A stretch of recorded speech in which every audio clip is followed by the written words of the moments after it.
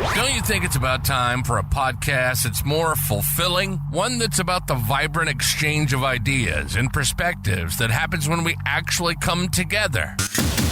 We got you covered. Welcome to the Deep Blue Project, where the depths of conversation meet the waves of personal experience.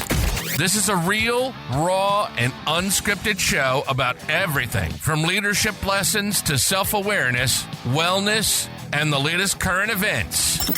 We cover it all. We have a rotating cast of guests as we share our personal stories, insights, and opinions on the issues that matter most. Plus, we have a blast while doing it. The Deep Blue Project. It's not just a podcast, it's an experience. And now your host, Chris Workman.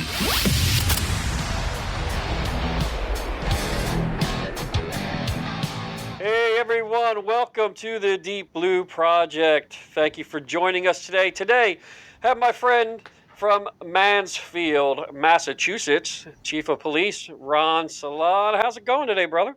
Good. Doing really good, Chris. Thanks for asking.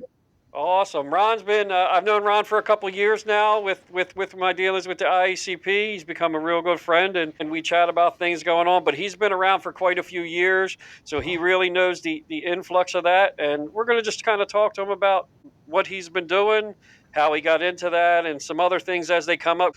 Ron, if you want to tell everybody a little bit about yourself, what you're doing in Mansfield, how you got an ICP, things like that, and I'll give you the floor. Thanks. I appreciate it. So, I've been police chief here since 2013. I've been a member of the organization since 1996, so a couple of years. I got involved with IACP originally. I wanted to get involved in the aftermath of Ferguson. I wanted to get involved with the Human and Civil Rights Committee.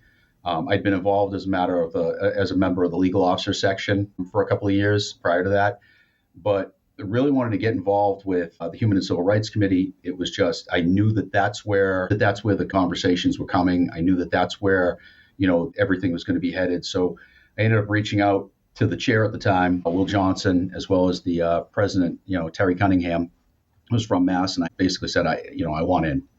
And spent about 4 years on the committee, did a lot of really great work, met some fantastic people. Then my agency won the Community Policing Award for IACP back in 2019. So, I decided to get a little bit more involved. And in 2019, actually, I decided to run for the Vice President Treasurer's position for IACP. I got elected to that position and subsequently got reelected to that position.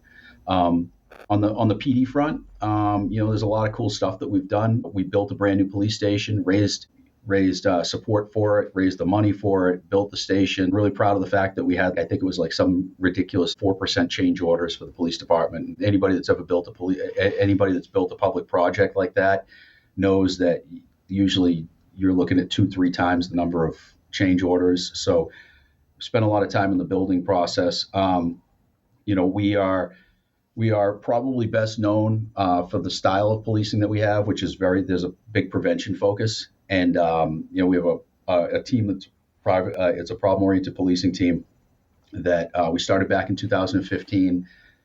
And from 2016 to 2019 was responsible for a 30% reduction in overdoses, almost a 30% reduction in domestic violence cases, in some areas of our community, a 55 to 55% drop in our general disturbances and domestic disturbances. So it was pretty successful there. But yeah, that's, I'm a big data-driven guy and, put a lot of time into that as well. So here in Mansfield, we're a less than 50 person full-time agency. We've got resources. Mansfield's about 24,000 people and change, 20 square miles, 22 miles south of Boston. We're at a really nice spot here. We've got, 4 different canines here that all have a different function. We've got, the typical SROs. We've got the multiple co-responder programs and such. So we like to invest in job expansion and job enrichment with folks. And when we hire people, we basically look for altruistic heart and a curious mind, see where it is that their passions lay and let them run with the ball. I think sometimes people don't realize with us, as you have smaller agencies, that we're more in tune to the people we're bringing in, because you kind of have to fit, right? I mean, that's one of the things that we talk about a lot, is when you're bringing somebody in, because you only have so many spots or you have so many people, that it kind of has to fit what you're looking for, because you don't have that many spaces to put people, or throw them. Like a bigger department can hire anybody they like, and they can kind of maneuver them as much as possible. I think I have the problem when I'm trying to hire, and I'm trying to hire now. Actually, I got the cops grant this year, which is not easy to get, so I was very happy. And Congratulations. it seems like that pendulum is swinging back, right? So we finally had some people wanting to do the job. We have applicants in, so we're going through that now. But because we only have a small number of people, sometimes you find yourself, and I've been in this position, and I don't know if you have, Ron, is going, I might have 3 people I'm interviewing, but I might not hire one of them just because they may not fit.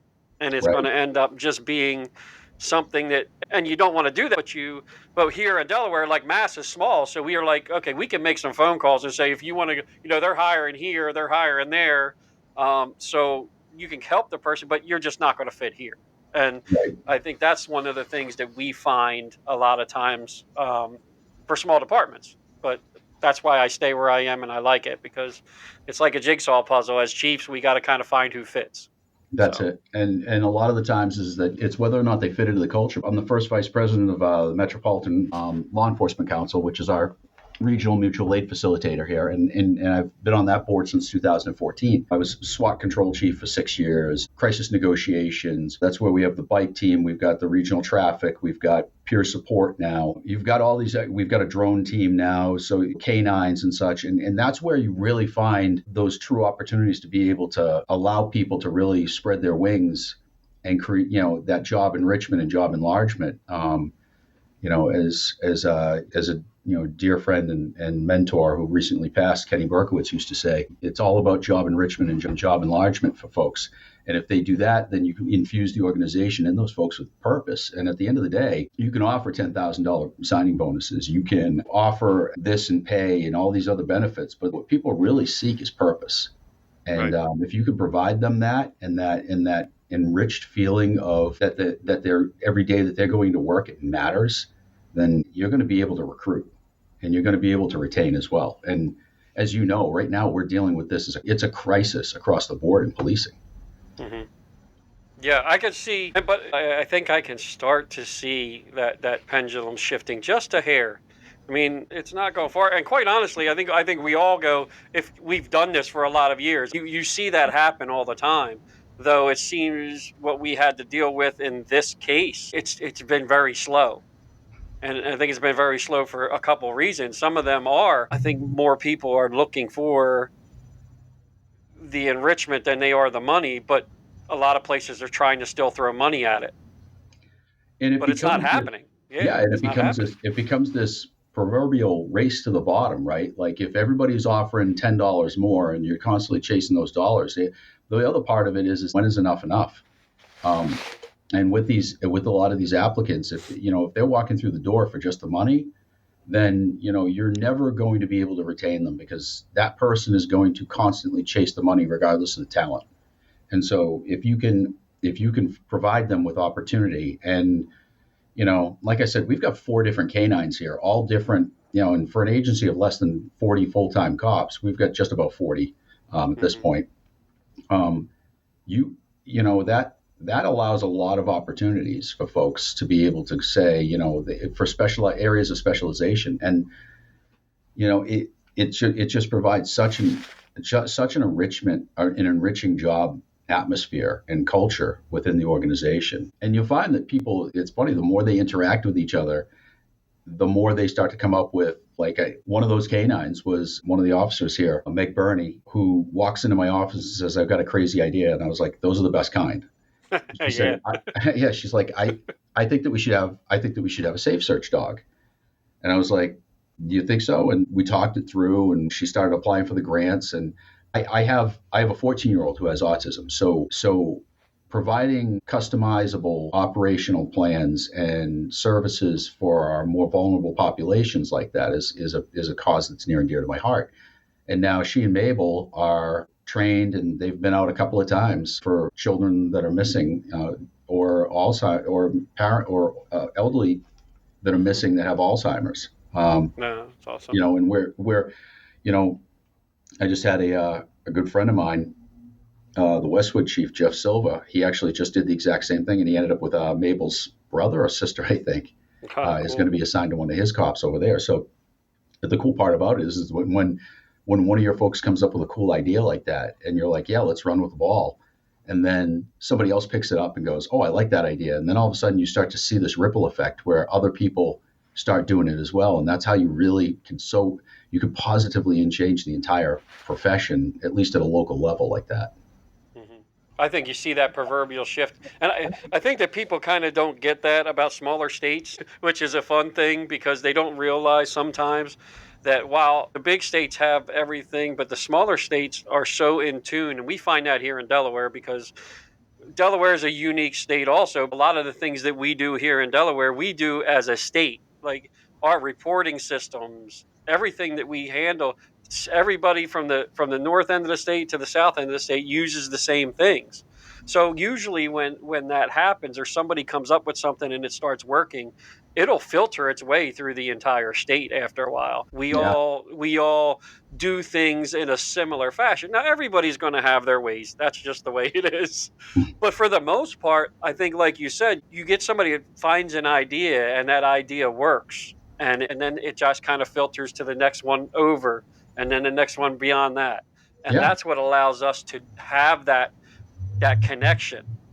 So here's one of my thoughts, Ron, and I want to get into it because you guys are doing a lot of great things there, but I want to see your view because one of the things that I'm seeing, obviously, in my space and the things that I've been doing in the advocacy for officer wellness, I've been finding that in a lot of people I'm talking to, that one of the things that has to do with recruitment and retention is not the money.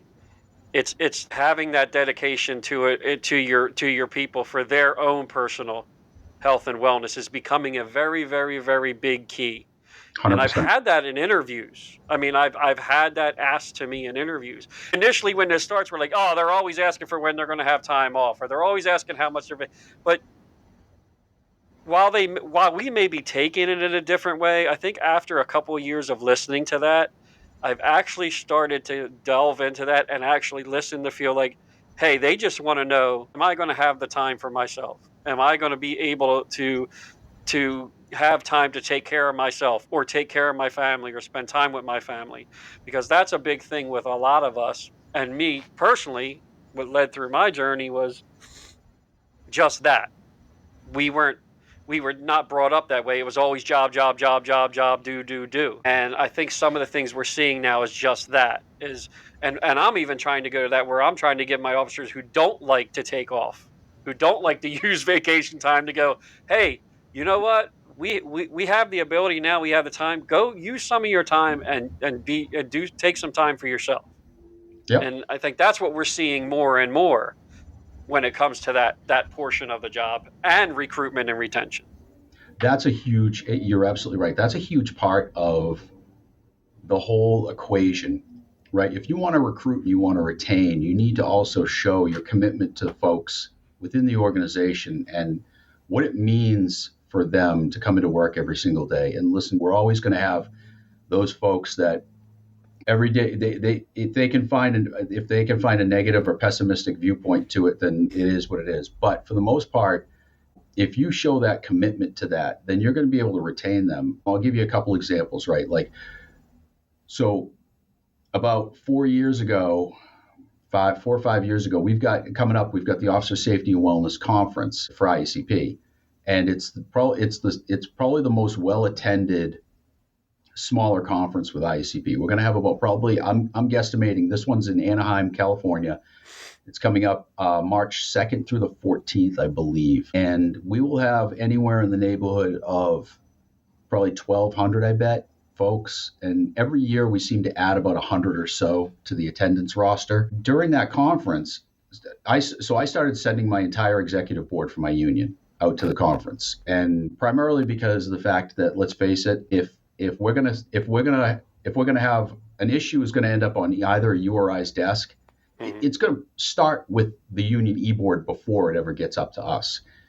And so I figure at least if we end up facing a larger issue, at least they're going to be operating from the same sheet of music as me. They have access to the same programs and such. So, but one of the things I found with this conference, and it's really cool, is we ended up following it up at IACP with the officer and organizational. We added organizational last year as well.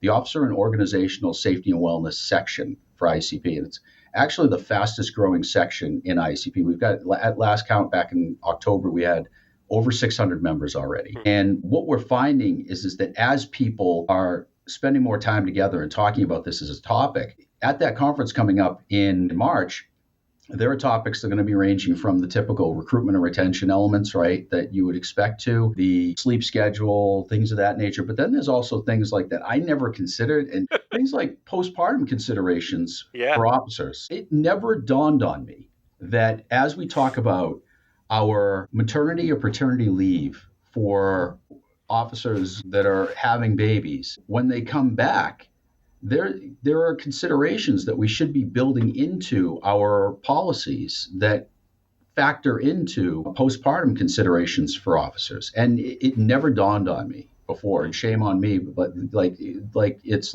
items like that you pick up on, you're like, oh crap, that's a really good idea. Right. And as you show consideration for that, people know that if they know that something like that is being considered, it goes a long way towards your ability to recruit really good talent on the other end. You may be paying $10 less an hour for detail, right? But if they know that care and attention is being paid to those specific areas, it really helps out a lot. Yeah, I think that So some of this has come from my position, or you want to say my interaction with IACP has ramped up. Of course, that Ron knows, but for everybody else who's listening knows, as the vice chair of the smaller department section, which for those who are part of law enforcement don't realize the smaller department section was part of another section before it moved out last year.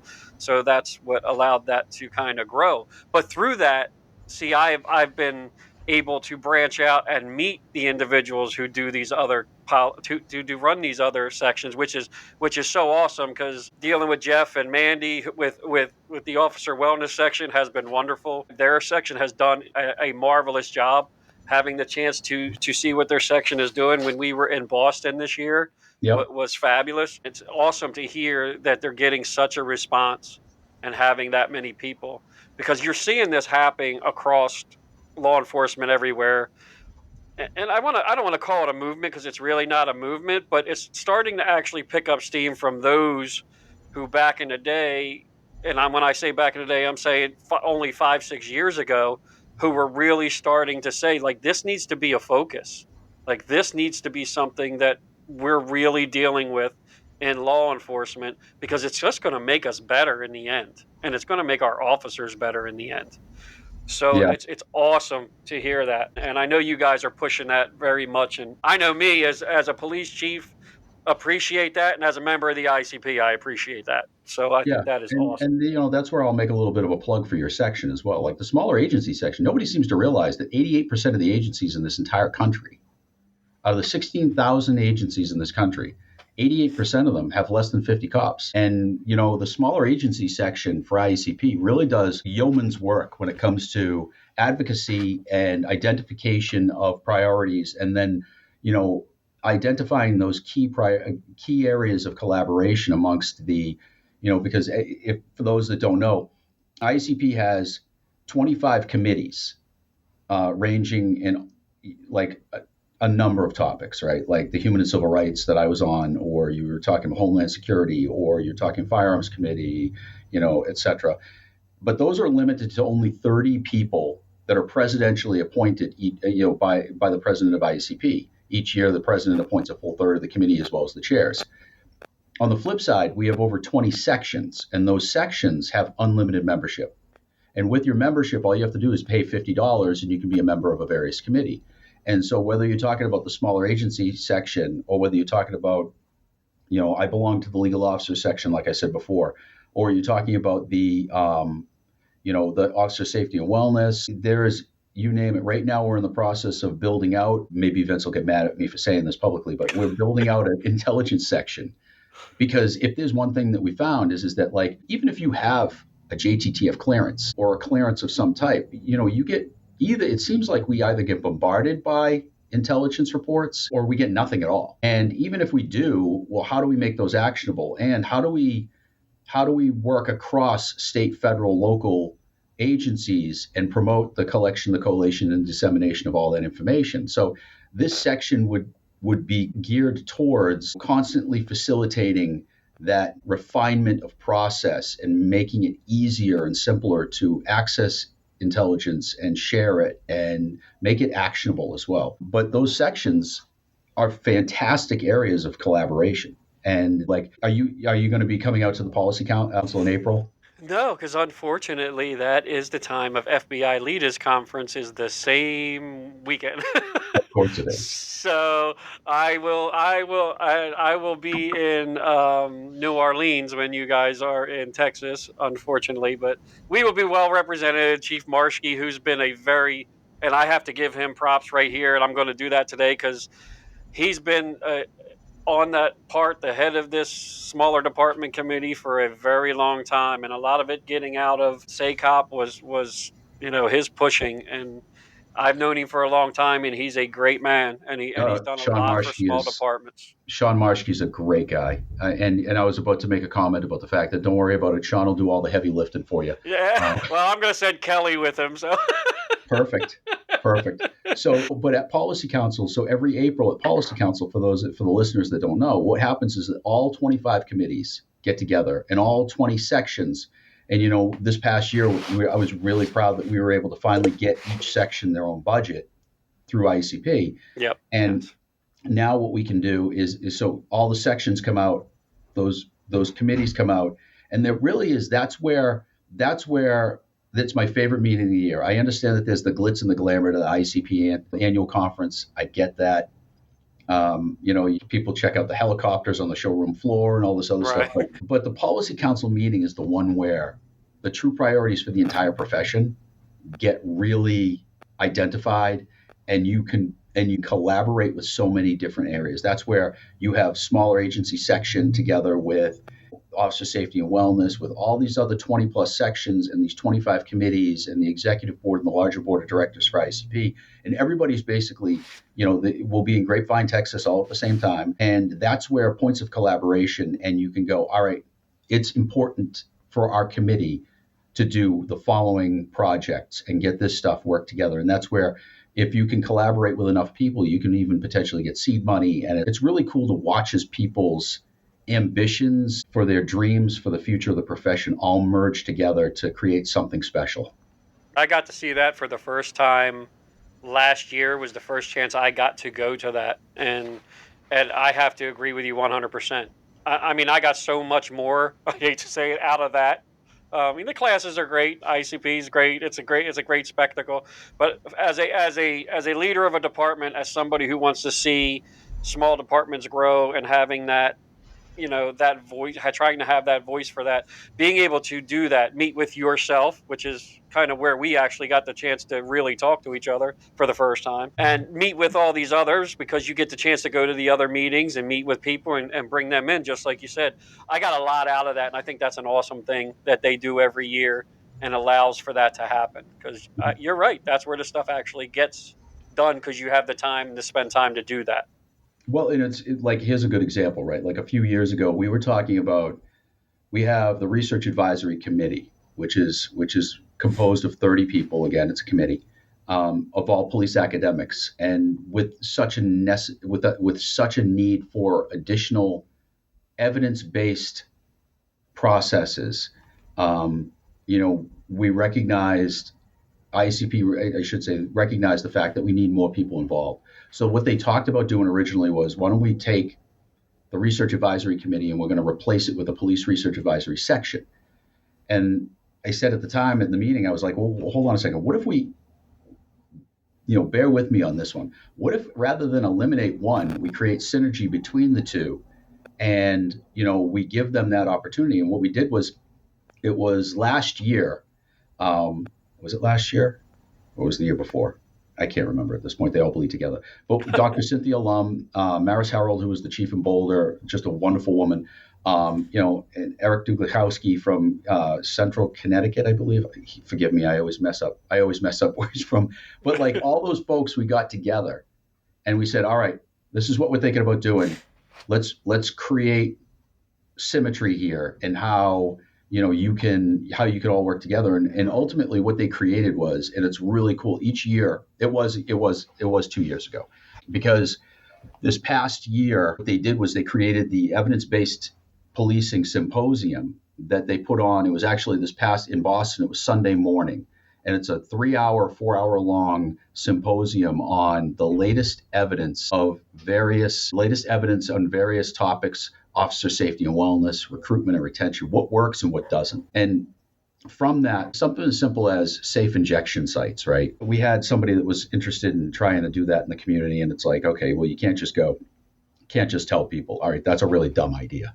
Right. You've got to go back to them and go, all right, well, here's the evidence associated with it. And we got studies that showed that if you put in a safe injection site, you can expect an up to a 700% increase in crime within, I think it's 1,000 yards radially around that safe injection site.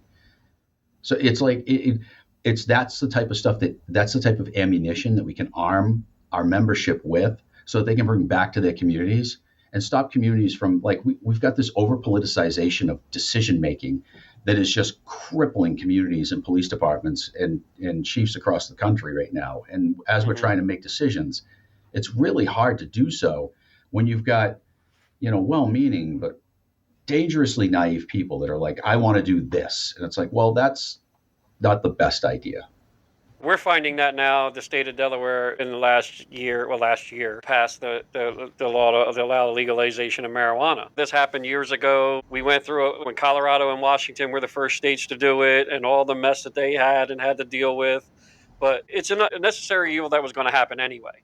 But Right. What we're facing now is that you have all these individual towns, and we're dealing with that are trying to discuss and make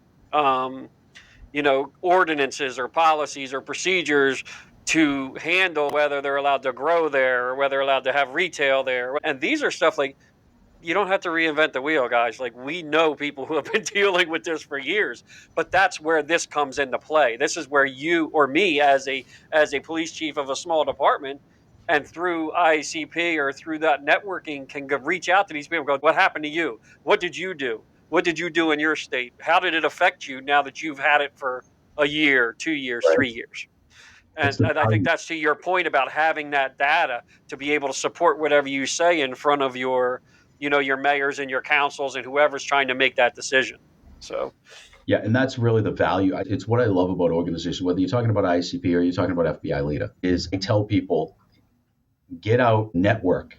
Because it's that old Emerson quote, and I'm going to sort of paraphrase it a little bit, because his original quote is that every man, and I throw in and woman, that you meet is your better in some way, and you're going to learn something from them. Right. And there are so many people that are in that room. I guarantee you that somewhere within the labyrinth of IACP or FBI LEDA is the solution, or at least the direction towards a solution to a problem or a project that you're facing right now. I don't think people realize. I mean, one of the reasons that I got involved so heavily with LEDA and ended up, being on the board for LEDA, and I'm going to get to your position now and what we're doing right after this, but that was kind of like my reason. The networking part made me a better chief. It made me a better leader of the people in my organization, because now I just opened up my encyclopedia of people that if I have a problem or if something happens, that I have so many people that I could just shoot out an email and reach out to who are going to or call even. I mean, I could pick up the phone because I know, Ron, if I had a question for something and I knew you, like, I'd pick it up and say, hey, Ron, did you ever deal with that? And people would, or they'd talk to you and you'd have a conversation and you could figure it out. Or they're going to point you to and connect you with someone else who may have that answer. So that's what the biggest part of a lot of the organizations that I don't think people see sometimes from the outside,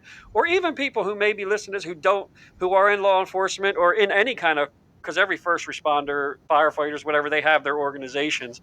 But if you've never been exposed to that and realize that that's where you gain these relationships. That's where you learn these things. The class is great. You learn things through that, but the networking is so, so much more important. And It we were is. kind of discussing that before we got on with some of the things that are going on nationally that a lot of us have been involved in, of them cutting them resources possibly because, the NA, the NCC, FBI leads, things like that, Quantico leads, like things that municipals and state agencies get to partner with the national organization, being, the FBI a lot of times. They're the facilitators. However, the people who attend are people from all over the United States, and in some cases abroad with the NEI. And that's what's more important, is that networking part just broadens your mind and broadens your knowledge base Yeah. through other people. Yep. I like to say that I'm constantly in search of solutions to problems I don't even know I have yet. Yeah.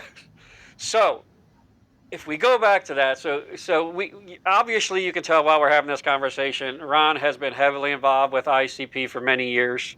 He's been the vice president treasurer since 2020, correct?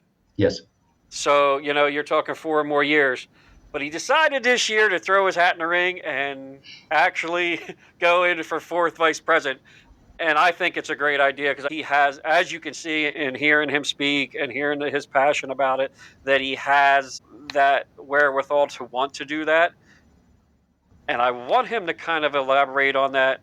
I know this is not meant to be a political speech for Ron, but we have to prop up those people who are good for us and good for this profession to be in, because IACP, whether you like it or don't like it, because there's some people out there, I'm sure you don't, if you do or don't, but it is a voice for our profession and a big voice for our profession in the nation.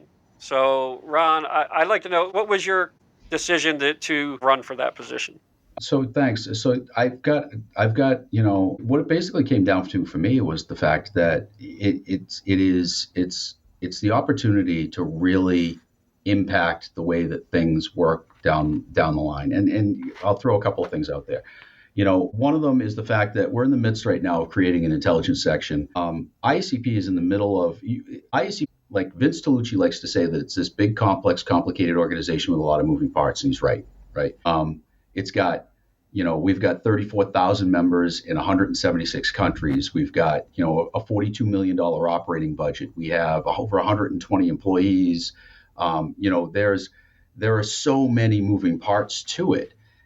But with that comes such tremendous opportunity to align so many pieces of that and really shift things in a positive direction, especially as it relates to our profession, which is, we've been taking it in the teeth now for a number of years as a profession. I've seen really good police chiefs, unfortunately, get railroaded or for political reasons end up basically getting pushed out, or they decide I've had enough and I'm just walking away. And with it, there's a tremendous amount of talent that ends up walking out the door as well. And one of the things that we really need to start doing is that we need to start advocating for stronger job protections for police chiefs across the country.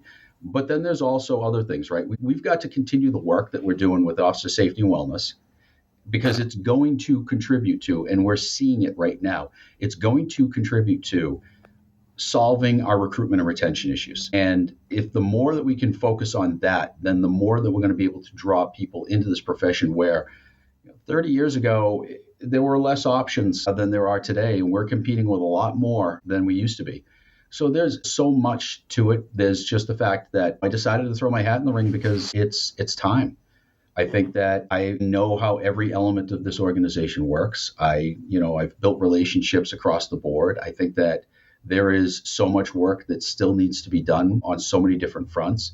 But, there are certain other topics that I'm working on right now. Like IACP rolled out the Home Safe project recently. And if you get the chance to check it out, it's on the website. But Home Safe is basically a collection of 216 different programs and policies as it relates to elopement issues for both the autism community and for Alzheimer's. And it's a topic that's near and dear to my heart, like I said before, because my youngest son has autism. And I feel like, and unfortunately, a local jurisdiction next door to me recently lost a 6-year-old child with autism who wandered away. And unfortunately, she drowned in a local pond. And these are the type of things that Mansfield PD isn't going to solve that problem, right? Just like your PD alone isn't going to solve that problem. But through mass collaboration, somebody said to me, it's tragic and there's nothing that can be done about it. And I said, I completely disagree, because we've got 34,000 people in 176 countries, in 25 committees and 20 sections. You can't tell me that there isn't, through mass collaboration, subject matter experts that we can tap into and build something better that can help prevent those type of things, in addition to all the other work that we're doing right now.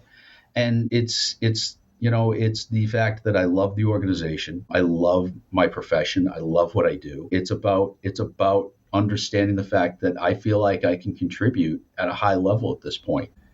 I've been managing that aforementioned $42 million budget. We managed through some big crisis. Don't forget, 2020, we were supposed to have a conference in New Orleans. Yep. That got canceled because of COVID.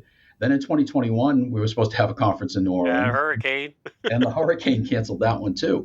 And, those challenges, we generate a lot of revenue, just like I'm sure FBI Leader does. We generate a lot of revenue from those conferences. And that should have, by all accounts, killed or at least damaged significantly our financial position. But we actually came out of those stronger than we were before, because of the fact that we handled all of those situations deftly. And we've got a great team back at Canal Plaza in Alexandria at headquarters that, we planned ahead, and sure enough, everything that was pre-planned for worked out.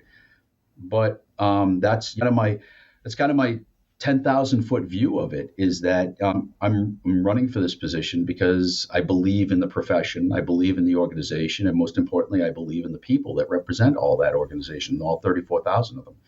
And we've been able to increase that number, our membership number, by about 15% in recent years. And I feel like that is representative of the fact that people are looking for solutions.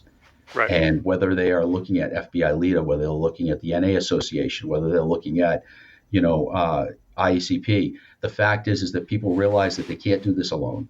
And we have to work together and be able to collaborate and put all those pieces together in order to find the solutions that people need.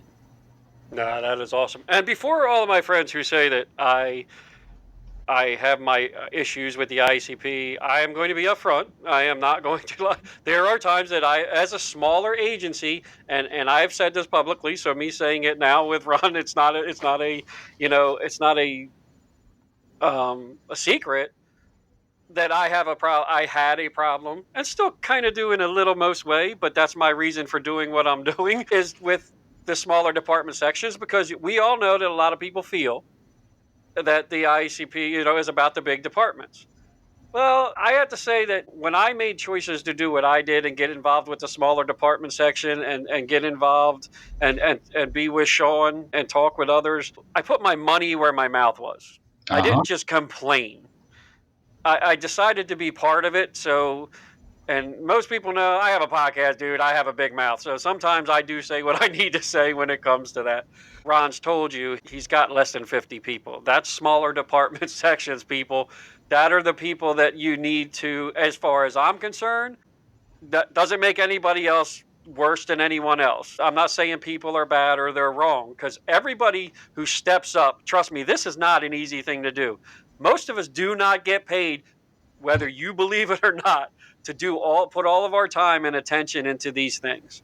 It's a lot of time, it's a lot of attention, and it's a lot of things that these guys do and other people do. And I congratulate them for all the people who have ever been part of ICP or FBI Lead or NA or any organization. I applaud them for what they do, because they don't get paid. And they're doing this because they want to make the profession better. And I think that that's the first and foremost thing that we always have to look at.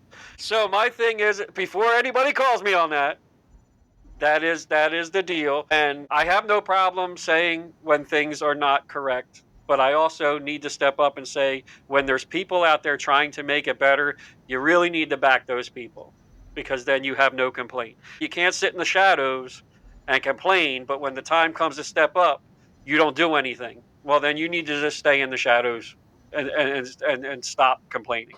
Yeah. So, Ron, I appreciate what you're doing, man. And since we've met, I got nothing but respect for you, brother. I know what you've been doing. I know what your department does. We stay up on things. I think personally, you're a good man for the job. You do a lot of things out there with your department, as you've explained, and the things that you do there with ICP, as you've been doing for years. And the last thing I'm going to bring up, because I've been interested in this and I've kind of been watching it, and a lot of people kind of tune into it because of Simon, and that's the curve. So I have a better understanding because I read some of the things that go out and some of the things going on, and a lot of the stuff that's put out there is great because it's more in in a leadership role and what we're trying to do. So how's your collaboration, like, because it's more of a collaboration of the police end and the private sector or organizational sector when you have individuals like Simon Sinek, because everybody knows who Simon is. But how has that kind of worked to help you also kind of grow that leadership mindset position? Yeah, it's funny because it was actually my wife that turned me on to Simon Sinek's work, just like Seth Godin and some other people. This over a decade ago, and one of the great joys that I had was being able to last year in San Diego introduce her to Simon before he spoke. So I was asked to join the Curve, and the Curve is effectively so Chris Young, who was the retired chief from Mountain View, California, awesome guy, the current chair of the Human and Civil Rights Committee at IACP. He is now the executive director of the Curve, and the Curve's basic goal is to examine the culture of policing and identify ways of improving it. And because there are some things that we do culturally that are great, there are other things culturally that we don't. But that's one thing that Simon really does just brilliantly, is that he is able to identify very, very complex issues and break them down into simple terms within an organization's culture. And simple things like, he tells a story about how early in his career, he was tasked with, he decided to volunteer for the presentation of a pitch for something in the company that he was working in. And I'm going to butcher the story.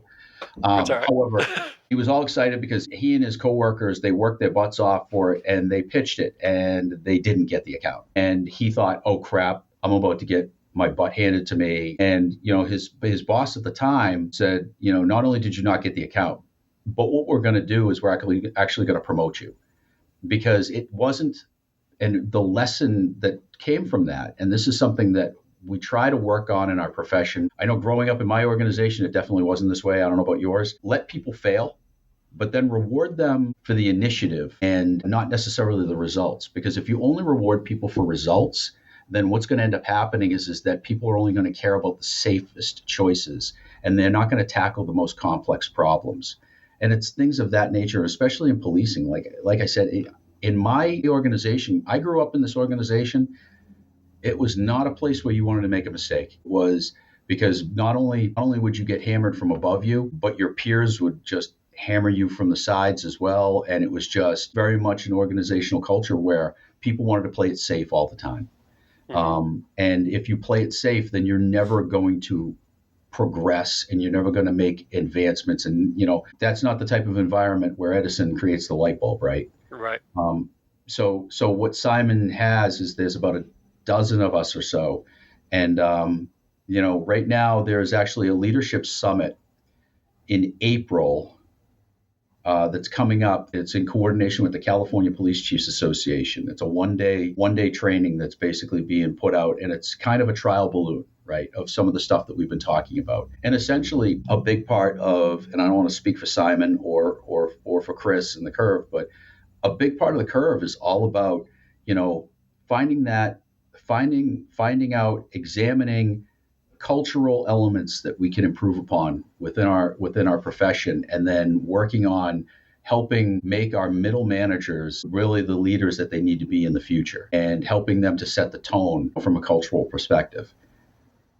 Nah, that's awesome. I appreciate you answering that for me, because I've always had, like I said, I've been keeping up on it, and it's something new. And when something new comes out, and look, there's nobody more skeptical than cops.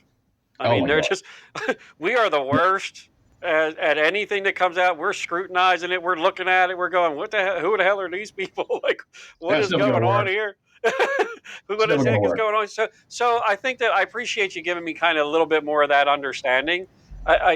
you kind of get that feel because they do a good job putting stuff out, but then you're going to be skeptical until you kind of see it, and I think people are. So that gives everybody a little bit more insight on that, and I appreciate you doing that, Ron. Believe it or not, we get to have fun in this job. You don't have to always be serious.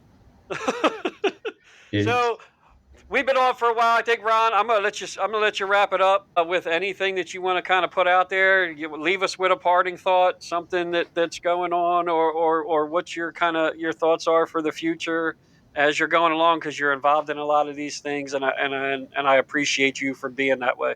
I really appreciate it. It's no, it's just I would just, I guess, for a parting thoughts, I think that I would leave everybody with, let's continue to innovate.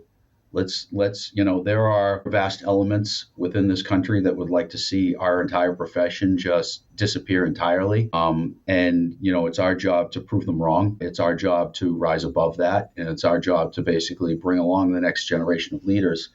And whether or not, and again, I'm going to go back to organizations like IACP, FBI Leader, the Naval Postgraduate School, things of that nature. It's about finding those opportunities for people and then allowing them to explore them and come back with what might be deemed or defined as a crazy idea, and then let them run with it a little bit. And if it doesn't work out, then all right, fine, it didn't work out. Well, guess what? What did we learn from it anyway? And what can we work on moving forward? And more often than not, though, what I found is that by doing that, man, some of the stuff that these guys and ladies come up with is just, there's some great ideas.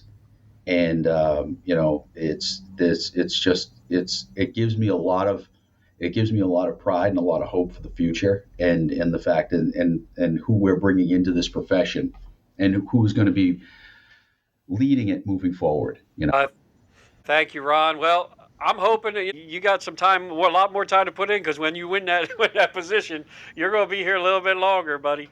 So, and we're all going to be more than happy for it, because I think we're trying to find that I think I'm seeing with a lot of people that I get to speak with in and on this podcast, and even just out in the world, and the people that we all get to interact with, this profession is in a good spot. It's really getting there. But you can't quit. You got to keep moving forward, and you got to keep giving these people, like you kind of just said, you have to empower your people to want to move forward. Give them the reins to do what they can do for the job. So I thank you, Ron, for taking your time today. I know you're busy up there, and you're trying to running this campaign ain't easy. I know that. I've known a few people who have done it. So yeah, I wish you the best. Back from North Carolina, got their endorsement. Yeah, I see. Got quite a few endorsements coming up. So please. You know what? Check out Ronnie on LinkedIn. Sure, you got a website yet for your IACP? So we'll put that out for people so they can check that out. Yep, RonaldSellon.com. Simple. Yep, simple and easy. So go out there, check out his webpage. If you're an IACP member, if you're a voting member, please check it out. And Ron's doing a lot of great things, and look into the things that he's done already. Ron, I appreciate it again, brother. You stay safe in Mass, and I look forward to seeing you soon, my friend. Thank you. Thanks, Chris. I appreciate it. Take care, brother.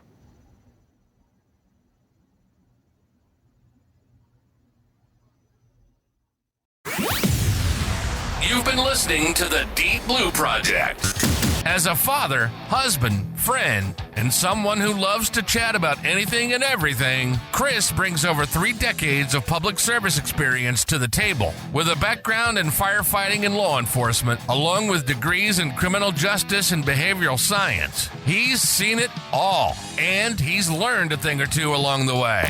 We hope you enjoyed the show. If you did, make sure to like, rate, and review. We'll be back soon. But in the meantime, find us on LinkedIn and X at Deep Blue Project. Find our website at deepblueproject.com. And to reach out, send an email to deepblueproject@outlook.com.